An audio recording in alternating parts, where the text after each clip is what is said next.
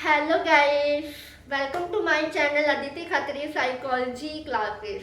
Guys, we started chapter 7 memory, and in the last video we have discussed the topic as the methods of memory measurement.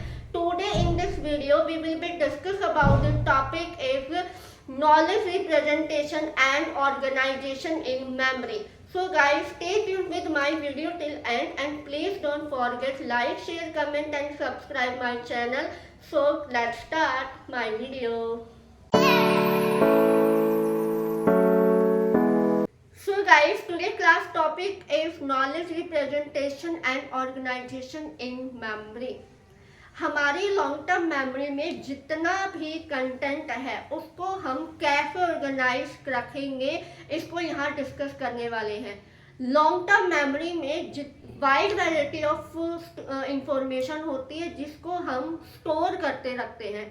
Memory का क्या काम होता है? Information को store रखना ही नहीं होता बल्कि उसे एफिशिएंसी के साथ यूज भी किया जाए, और इन्हीं यूज के साथ हम मेमोरी को क्या है ऑर्गेनाइज मैनर में रख पाएंगे। Right, how our memory system organise a content store that the right information is available at the right moment. हमारे मेमोरी सिस्टम में जो भी कंटेंट है हमारी लॉन्ग टर्म मेमोरी में, हम उसको कैसे ऑर्गेनाइज रखेंगे कि वो इंफॉर्मेशन हमें उस टाइम पर भी अवेलेबल हो जब हमें उस इंफॉर्मेशन की क्या है ज़रूरत हो। राइट, अगर हमें जिस इंफॉर्मेशन की नीड है वो इंफॉर्मेशन हमें राइट टाइम पर नहीं मिल रही है तो कहीं ना कहीं हमारी मेमोरी जो है ऑर्गेनाइज वे में नहीं है। क्लियर? यहाँ तक this is the example LTM है। एलटीएम के अंदर ढेर सारी इंफॉर्मेशन स्टोर रहती है, उस इंफॉर्मेशन को हमें यूज करना है, एक एफिशिएंसी के साथ हमें यूज भी करना होता है। जब भी हमारे पास कोई भी राइट इंफॉर्मेशन आए उस मोमेंट में हम उस इंफॉर्मेशन को क्या है यूज कर पाए। क्लियर? एक कैसे कर पाएंगे? जब हमारे पास इंफॉर्मेशन ऑर्गेनाइज वे में एक ऑर्गेनाइजेशन स्ट्रक्चर में होगी। Clear? Semantic memory is related content can not be arranged recalling. Semantic memory किससे रिलेटेड होती है? हमारे लॉजिक से, हमारे रूल से, हमारे आइडियाज। सिमेंटिक मेमोरी का रिलेटेड लॉजिक, रूल, आइडियाज। हम जो भी हमारे लॉन्ग टर्म मेमोरी में जो भी कंटेंट आइडियाज है रिलेटेड टू सिमेंटिक मेमोरी, उसको हम जब भी रिकॉल करें उसमें कभी भी कोई भी एरर नहीं आ सकता, क्योंकि वो हमारी मेमोरी क्या होती है स्ट्रॉन्ग होती है। हमें पता है अगर हमसे कोई क्वेश्चन पूछे 2 + 4 = 6, राइट, 2 × 9 = 18। हमें पता है दिस इज द 2 × 9 = 18, 2 + 6, 2 + 4 = 6, 8 + 2 = 10। हमें पता है कि ये इतना होता है। हमारी सिमेंटिक मेमोरी, सिमेंटिक मेमोरी हमारी किससे रिलेटेड होती है? हमारी आइडिया से रिलेटेड होती है।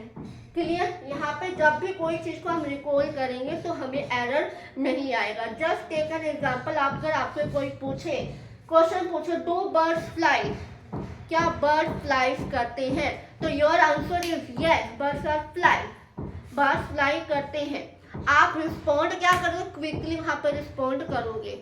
वहाँ पे जब टाइम सबसे ज़्यादा ले लिया जाता है, जब आपसे ये पूछ लिया जाए क्या बर्ड्स एनिमल्स है, तो आप कहाँ पे कंफ्यूजन हो जाओगे। क्यों हो जाओगे? क्योंकि वो आपसे क्वेश्चन ऐसे पूछा जिसमें आपको टाइम ज़्यादा लगेगा। राइट, जहाँ पे आपको टाइम लगे तो कहीं ना कहीं जो आपकी मेमोरी है वो अच्छे से स्टोर नहीं हुई या फिर वो ऑर्गेनाइज में नहीं है। Clear? Unit of the knowledge representation LTM में एक कॉन्सेप्ट आता है जहाँ पे it is important here that is the, जब हम नॉलेज को रिप्रेजेंट करते हैं तो वहाँ पे मेन कॉन्सेप्ट को स्टडी किया जाता है। Concept, what is concept? हमने चैप्टर 6 के अंदर एक कॉन्सेप्ट लर्निंग को पढ़ा है। Right, what is concept? Concept is the category, right. यहाँ पर कॉन्सेप्ट का क्या मतलब है? Concept are the mental categories. Concept क्या है? मेंटल कैटेगरीज या किसके लिए? कोई भी ऑब्जेक्ट हो, चाहे कोई इवेंट हो, जिसकी कैरेक्टरिस्टिक जो सिमिलर होती है, उसके फीचर क्या है, एक दूसरे के साथ कॉमन होते हैं। क्लियर? फॉर एग्जाम्पल, मैंने कहा आपके मोबाइल फोन में एक गैलरी है, सॉरी गैलरी है। उस गैलरी क्या आपका एक कॉन्सेप्ट है, राइट। कॉन्सेप्ट क्या है? It is a category. अब मैंने इस गैलरी का एक ऑप्शन बनाया कैमरा।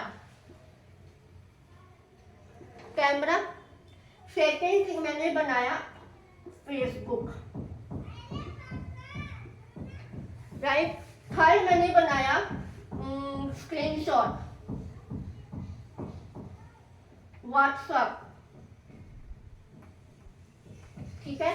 एक मैंने बनाया कैमरा, एक बनाया फेसबुक, एक बनाया स्क्रीनशॉट, एक बनाया मैंने व्हाट्सएप और एक मैंने बनाया इंस्टाग्राम, इंस्टा, ठीक है। अब इन कॉन्सेप्ट की भी क्या है? कैटेगरीज है, जो कि एक दूसरे की क्या है, एक ही कैटेगरीज में आती है, जो एक दूसरे से सिमिलर होती है। गैलरी है, फोटोज लेंगे तो क्या किस में जाएगी? हम फोटोज क्लिक करते हैं तो किस में जाती है? कैमरा में। कोई व्हाट्सएप पे फोटोज आते हो, व्हाट्सएप के फोल्डर में जाती है। कोई फेसबुक में हम फोटोज को सेव करते हैं तो फेसबुक वाले फोल्डर में। जब हम कोई इंस्टाग्राम पर कोई पोस्ट डालते हैं, अगर हम सेव कर लेते हैं तो वो भी क्या है, हमारी एक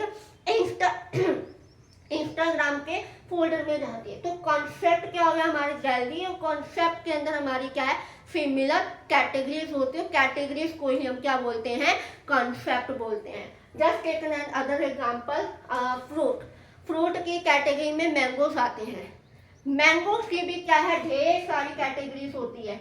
कोई येलो होता है, कोई ग्रीन होता है, कोई ग्रीन में कुछ येलोस होते हैं, कुछ एक तोतापुरी मैंगो बोलते हैं, सॉरी उस नाम पे बोलते हैं। मैंगो की भी ढेर सारी कैटेगरीज होती है जिनमें डिवाइड किया गया। तो एक तरह के फ्रूट की कैटेगरी में हमने रखा मैंगो। मैंगो की भी ढेर सारी क्या है, कैटेगरीज होती है। क्लियर? आपको ये दोनों एग्जांपल समझ में आ गए होंगे। I hope. कॉन्सेप्ट क्या होता है? हमारे मेंटल कैटेगरीज होती है, जो किसी भी ऑब्जेक्ट या किसी भी इवेंट्स के लिए भी हो सकती है, जिसकी कैटेगरीज, उसके फीचर्स क्या होते हैं, कॉमन होते हैं। क्लियर? कॉन्सेप्ट के अंदर ही हम ऑर्गेनाइज करते हैं स्कीमा को। What is schema? ये आपके अलग से छोटे छोटे क्वेश्चन बन सकते हैं आपके एमसीक्यू में या आपके 2 मार्क्स में। ध्यान रखना इन चीजों को। Schema is a mental framework. क्या है? मेंटल से रिलेटेड है, हमारे माइंड से रिलेटेड है। Represent our knowledge and assumption about the world. हम अपने वर्ल्ड के बारे में क्या नॉलेज को रिप्रेजेंट कर रहे हैं एंड क्या उसके प्रति अजम्पशन बता रहे हैं, that is called schema. You think about a drawing room, ठीक है। You think about a drawing room. Drawing room में आपको पता है क्या, सोफा सेट होते हैं, ठीक है, एक सेंटर टेबल होती है और सोफा सेट के साइड में एक फ्लावर पॉट भी है, ठीक है, और वॉल पेंटिंग है, बहुत बढ़िया है। और एक आपके ड्राइंग रूम के अंदर यू कैन इमेजिन कि एक मनी प्लांट भी रखा हुआ है। तो क्या है, आपका वो मेंटल फ्रेमवर्क है कि आप थिंक कर रहे हो। क्या है? मैंने कहा स्कूल, ठीक है, मैंने कहा स्कूल। स्कूल क्या है? आपने स्कूल के बारे में सोचा। स्कूल में टीचर है, स्टूडेंट है, स्कूल में बेंचेस है, एक बोर्ड है एंड बहुत सारे स्टूडेंट वहाँ पे होते हैं, प्रिंसिपल्स होते हैं। तो ये क्या है? आपका mental framework. This is a schema. Clear? हमने अभी तक ये पढ़ा कि लॉन्ग टर्म मेमोरी के अंदर ढेर सारी इंफॉर्मेशन स्टोर रहती है, जिससे हम एफिशिएंसी से यूज करें। जिस टाइम पर हमें जो इंफॉर्मेशन हमें चाहिए, वो राइट टाइम पर हम उसको रिकॉल कर पाए। Clear? This is the basic level of organisation, जहां पर हम इन कॉन्सेप्ट और स्कीमास के थ्रू क्या है, ऑर्गेनाइज करते हैं। नेक्स्ट अब आता है इसका higher level of hierarchy. Means hierarchy के बारे में यहाँ पर हम डिस्कस करने वाले हैं। So guys, let's see higher level of organisation concept देते हैं 1969 के अंदर Allan Collins and Ross Quillian. कौन है? Allan Collins and Ross Quillian, जो पब्लिश करते हैं एक रिसर्च पेपर को, जिसमें वो कहते हैं कि आईटीएम में जो भी इंफॉर्मेशन ऑर्गेनाइज का वो एक हायरार्किकल है। हायरार्की मतलब एक इंफॉर्मेशन से दूसरे में आना, दूसरे में तीसरे में आना, फिर चौथे में आना, बड़े से छोटा, छोटा छोटा, इस तरह से क्या एक हायरार्की इंफॉर्मेशन आती है। ठीक है, और हम एक नेटवर्क स्ट्रक्चर को क्या है अज्यूम करते हैं। क्लियर? इस स्ट्रक्चर को बोला गया है हायरार्किकल स्ट्रक्चर नेटवर्क। इस स्ट्रक्चर के अंदर एलिमेंट्स होते हैं, एलिमेंट्स में क्या है, इस स्ट्रक्चर के अंदर एलिमेंट्स होते हैं, इन एलिमेंट्स के अंदर क्या है नोड्स होते हैं, और नोड्स को बोला जाता है कॉन्सेप्ट। और कॉन्सेप्ट के अंदर क्या है कनेक्शन बिल्डअप होते हैं, एक दूसरे से क्या है रिलेटेड होते हैं, उनके रिलेशनशिप होते हैं। फॉर एग्जाम्पल उन्होंने यहाँ पे एक्सपेरिमेंट किया, देखा है एक रिसर्च पेपर में, एक कॉन्सेप्ट लिया एनिमल। ठीक है, एनिमल, एनिमल के भी अब सब पार्ट है भाई। एनिमल्स के अंदर बर्ड्स भी आ गई, बर्ड्स में फिश आ गई, सैल्मन आ गई। ठीक है, एनिमल्स क्या स्किन है, फूड कर सकते हैं और कैन मूव अराउंड हो सकते हैं। बर्ड्स में has wing, fly and feathers होते हैं। अब पूछे कैमरी क्या बर्ड है? कैमरी भी एक बर्ड है, सिंग कर सकते हैं, वो येलो कलर में होती है। ऑस्ट्रिच होते हैं जिसके लॉन्ग थिन लेग्स होती है, टोल होती है, बट वो फ्लाई नहीं कर सकते। फिश क्या? फिश फिंस होती है, ये स्विम कर सकते हैं एंड हैज गिल्स होती है। क्लियर? उसी फिश के अंदर सैल्मन आती है जो पिंक कलर की होती है, एडिबल होती है, स्विम अपस्ट्रीम कर सकती है, इसकी जो लेग एक्स भी होते हैं इसके। ठीक है, एक शार्क होती है, शार्क क्या है बाइट कर सकती है, वो बहुत ज्यादा डेंजरस होती है। ठीक है, ये क्या है कॉन्सेप्ट है। अगर होल कॉन्सेप्ट की हम बात करें तो एनिमल एक कॉन्सेप्ट है, उसी के सिमिलर क्या है ढेर सारी क्या है कैटेगरीज है। क्लियर? क्या बर्ड्स एनिमल्स में आते हैं, ये लॉन्ग टाइम का पीरियड होता है जहाँ पे हम कंफ्यूज भी हो जाते हैं। ठीक है, बर्ड्स की कैटेगरी, उसके अंदर भी कुछ और आते हैं, इसके भी कुछ रिलेटेड है, फिर इससे भी कुछ रिलेटेड है। ये होल सारे कॉन्सेप्ट के अंदर इतनी सारी क्या है कैटेगरीज आती है। अकॉर्डिंग दिस व्यू पॉइंट, जो भी इंफॉर्मेशन हमारे पास आती है लॉन्ग टर्म मेमोरी में ऑर्गेनाइज वे में होनी चाहिए। जब भी जिस इंफॉर्मेशन की हमें ज़रूरत होगी उस इंफॉर्मेशन हमें राइट मोमेंट वो इंफॉर्मेशन मिलनी चाहिए, ताकि हमारी जो मेमोरी में है वो ऑर्गेनाइज वे में हो। क्लियर? एक मैं छोटा सा एग्जांपल दूं आपको। हमारा हाउस है, ठीक है, अगर हमारा हाउस ऑर्गेनाइज वे में होगा तो हमें बहुत अच्छा लगेगा, है ना। अगर वही हाउस हमारा ऑर्गेनाइज वे में नहीं है, कहीं कौन सी चीज़ रख दी है, कभी कौन सी चीज़ रख दी है, किचन का सामान बेडरूम में, बेडरूम के कुछ आधे कपड़े मैं किचन में जाकर रख रही हूँ, आधे कपड़े मैं कहीं रख रही हूँ, कुछ ऐसा फर्नीचर है जो मैंने किचन का उठाकर बेडरूम में रख दिया, इस तरीके से। और बुक्स है, आधी बुक्स मैंने क्या किया, बुक्स कहीं किचन में रख दी तो कहीं दूसरे बेडरूम में रख दी। मैंने अपनी जो बुक्स है वो अच्छे से स्टेबल करके अपनी अलमीरा में नहीं रखी। तो क्या ऑर्गेनाइज वे में नहीं होगा तो कहीं ना कहीं हमें प्रॉब्लम आएगी, है ना, हमें फाइंड आउट कर नहीं पाएंगे। वैसे ही हमारी जो मेमोरी होती है वो ऑर्गेनाइज वे में होकर जब भी हमें किस इंफॉर्मेशन की ज़रूरत होगी राइट टाइम पर राइट मोमेंट में हमें वो इंफॉर्मेशन मिल जाए, अदरवाइज जो हमें चाहिए वो हमें नहीं मिलेगा। Right, this is the Alan Collins and Ross Quillian, जिन्होंने अपने रिसर्च पेपर में एक हायरार्किकल नेटवर्क स्ट्रक्चर के बारे में बात की थी। क्लियर यहाँ तक? सो गाइड, इसी के अंदर आता है कॉग्निटिव इकोनॉमी। कॉग्निटिव इकोनॉमी क्या है, हायर डिग्री है जहाँ पे मैक्सिमम एंड एफिशिएंटली के साथ हमारी आईटीएम में जितनी भी इंफॉर्मेशन है हम उसको यूज़ कर सके जो हमारी कैपेसिटी के अकॉर्डिंग है। बाकी की जो भी इंफॉर्मेशन, फालतू की जो भी इंफॉर्मेशन है उसको हम डिके कर सके। क्लियर? हमने अभी तक ये पढ़ा है कि हमारे नॉलेज रिप्रेजेंटेशन के अंदर कितनी सारी इंफॉर्मेशन को हम स्टोर कर पा रहे हैं, हमने इसको, हमारे कॉन्सेप्ट को हमने कितना ऑर्गेनाइज करने की ज़रूरत है, क्या नॉलेज को और भी तरीके से क्या उसको एनकोड किया जा सकता है। यहाँ पे अब क्वेश्चन आता है कि परसेप्शन फॉर्म के अकॉर्डिंग हम अपनी इंफॉर्मेशन को एनकोड कर सकते हैं एक इमेजेस के थ्रू। एक कॉन्सेप्ट आता है ड्यूल कोडिंग हाइपोथेसिस। क्या है? ड्यूल कोडिंग हाइपोथेसिस, जहां सभी ऑब्जेक्ट, कंक्रीट ऑब्जेक्ट जनरेट होते हैं आपके इमेजेस और नॉलेज से रिलेटेड, जहां पर आप एनकोड कर सकते हो वर्बली एंड विजुअली। ठीक है, जो भी आपके पास इंफॉर्मेशन है उसको आप एक इमेजिनेशन भी बना सकते हो, उसको आप वर्बली भी डिस्क्राइब कर सकते हो, वो हमारा कंक्रीट ऑब्जेक्ट। क्लियर? मैंने कहा फ्लैग, फ्लैग को क्या है, हम वर्बली भी बोल सकते हैं और हम इमेजिनेशन भी बना सकते हैं। क्लियर? मैंने कहा फ्रूट, फ्रूट के नेम को हम बोल सकते हैं, हम उसको इमेजिनेशन भी बना सकते हैं।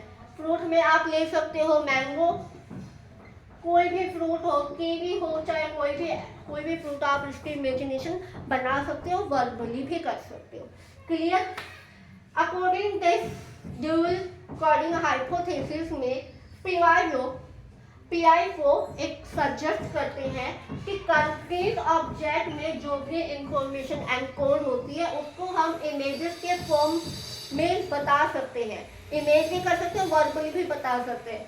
बट जो एब्स्ट्रैक्ट कॉन्सेप्ट होते हैं, क्या होते हैं? एब्स्ट्रैक्ट कॉन्सेप्ट होते हैं, उसको हम इमेज नहीं कर सकते, बल्कि हम वर्बली और उसको डिस्क्राइब कर सकते हैं, डिस्क्राइबली हम उसको बता सकते हैं। For example truth and honesty. मैंने कहा कि सीता बहुत ही ज़्यादा होनेस्टी है। ठीक है, क्या मैं उसको इमेजिन कर सकती हूँ? नो, मैं वर्बली बता सकती हूँ। राइट? मुझे सीता पर बहुत ज़्यादा प्राउड है, तो मैं उसको इमेजिन नहीं कर सकती, मैं बता सकती हूँ। राइट? मैं हमेशा सच बोलती हूँ, मैं इमेजिन नहीं कर सकती, मैं बता सकती हूँ। राइट? तो this is the concept, abstract concept, जहाँ पे हम वर्बली एंड डिस्क्राइब करके बता सकते हैं, वहाँ पे कोई इमेजिनेशन नहीं होती। बट कंक्रीट ऑब्जेक्ट में हम जो भी इंफॉर्मेशन को एनकोड कर रहे हैं वो इमेजेस फॉर्म में एंड हम उसको वर्बली दोनों बता सकते हैं। क्लियर? जो भी वर्बली एंड विजुअली इंफॉर्मेशन हमने एनकोड की है, कोई भी इंफॉर्मेशन हमने वर्बली और इमेजिनेशन दोनों में इंफॉर्मेशन को एनकोड किया है। ठीक है, मैंने कहा कि कोई भी, मैंने ऑब्जेक्ट या वर्ड का नेम बोला, बर्ड्स फ्लाई करते हैं, मैं इमेजिनेशन भी कर सकती हूँ, तो मैं उसको रिकॉल भी क्या है, ईजियर कर सकती हूँ, मतलब रिकॉल मैं इजी तरीके से कर सकती हूँ, मुझे कोई प्रॉब्लम नहीं होगी। ठीक है, अगर मैंने ये कहा ट्रूथ एंड होनेस्टी है, तो मैं उसको इमेजिनेशन नहीं बना सकती और ये मैं वर्बली में डिफाइन कर सकती हूँ। और इन्हीं इजियर और वर्बली को मेंटल मॉडल्स कहा गया, इन्हीं में मेंटल मॉडल्स डेवलप होते हैं। क्लियर? यहाँ तक पूरी आपको ये समझ में आया होगा कि हमारी मेमोरी को ऑर्गेनाइजेशन में रखने के लिए कितना ज़रूरी है। जब भी हमें कोई भी इंफॉर्मेशन की नीड होती है, उस मोमेंट में वो इंफॉर्मेशन हमें हमारे पास मिल जाए। लाइक मैंने कहा आपका फादर्स डे मीन्स आपके पापा की बर्थ डेट कब है, तो आपने मुझे बता दिया। उस दिन आपके पापा का बर्थडे आता है तो आप उनके बर्थडे को सेलिब्रेट करते हो। राइट? तो वो क्या है, आपने उस इंफॉर्मेशन को राइट टाइम पर क्या है, यूज़ किया है, क्योंकि आपने उसको ऑर्गेनाइज वे में रखा है। क्लियर? फॉर एग्जाम्पल मैंने कहा साइकोलॉजी का टोटल 9 चैप्टर है। ठीक है, साइकोलॉजी का टोटल 9 चैप्टर है और मैं आपका 5 डेज के बाद आपका इसका एग्ज़ाम होने वाला है, मैं आपका एग्ज़ाम लूँगी। ठीक है, उसके 2 डेज बाद आपका क्या है, हिस्ट्री का एग्ज़ाम है। ठीक है, आपने एक ऑर्गेनाइज वे में अच्छे से चैप्टर को, साइकोलॉजी का चैप्टर 1 को पढ़ा, फिर चैप्टर 2 उससे रिलेटेड है, 3 उससे रिलेटेड है। अगर आप चैप्टर 5 को पहले उठाओगे, चैप्टर 1 को बाद में उठाओगे, तो कहीं ना कहीं आप आपके जो ऑर्गेनाइजेशन में है वो अच्छे से नहीं कर पा रहे हो, आपकी मेमोरी में वो अच्छे से स्टोर नहीं होगी। जब आप उसको रिकॉल करना चाहोगे तो वो अच्छे से रिकॉल भी नहीं हो पाएगी। सॉरी। तो कहा जाता है कि अपनी जो मेमोरी होती है वो ऑर्गेनाइज वे में होनी चाहिए, जब उसकी नीड हो तो उस मोमेंट में हम उस मेमोरी को यूज कर सके। This is the complete topic knowledge representation and organisation in memory. I hope ये पूरा लेक्चर आपको अच्छे से क्लियर हुआ होगा। सो गाइस, मिलते हैं नेक्स्ट वीडियो में नेक्स्ट टॉपिक के साथ। तब तक bye bye, have a nice day.